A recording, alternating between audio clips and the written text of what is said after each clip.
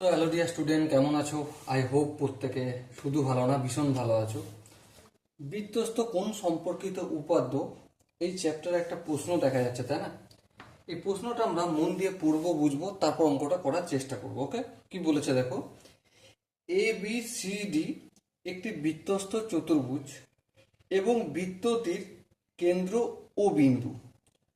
যদি angle A D C equal to 135 degree হয়, তবে অ্যাঙ্গেল এ ও সি এর মান কত?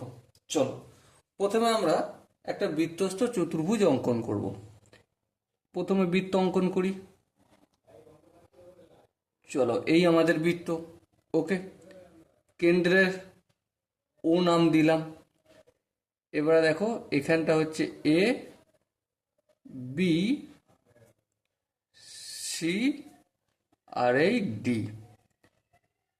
এ বি যুক্ত করে দিলাম, বিসিও যুক্ত করলাম, সিডিও যুক্ত করলাম, আর এডিও যুক্ত করলাম। ওকে, এবার কি বলেছে দেখো। বলেছে যে এডিসি মানে এই কোণটা কত ডিগ্রি বলেছে? 135 ডিগ্রি, তাই না? তাহলে এওসি, এওসি মানে এর সঙ্গে ও যোগ করব, ও এর সঙ্গে সি যোগ করব, এই কোণটার মান আমাকে বলতে হবে। ওকে, বেশ। এবার ধ্যান দিয়ে দেখো কোশ্চেনটার আনসার কি হবে। আমরা কি জানি বৃত্তস্থ চতুর্ভুজের বিপরীত কোণের সমষ্টি কত? 180। হ্যাঁ, ঠিক। তার মানে এই বি কোণটা আর এই ডি কোণটা সমষ্টি 180 ডিগ্রি হবে। হ্যাঁ, হবে। তাহলে এখানটা যদি 135 ডিগ্রি অলরেডি হয়ে যায় এই ডি কোণটা, তাহলে এটা কত হবে? বি কোণটা, বি কোণটা হবে 180 ডিগ্রি মাইনাস 135 ডিগ্রি, তাই না? সমান কত? 45 ডিগ্রি। হ্যাঁ, এখানটাই 45 ডিগ্রি হলো।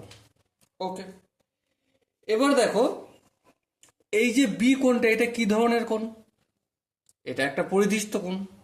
আচ্ছা, এই যে ও কোণটা, ও কোণটা কি ধরনের কোণ? কেন্দ্রস্থ কোণ।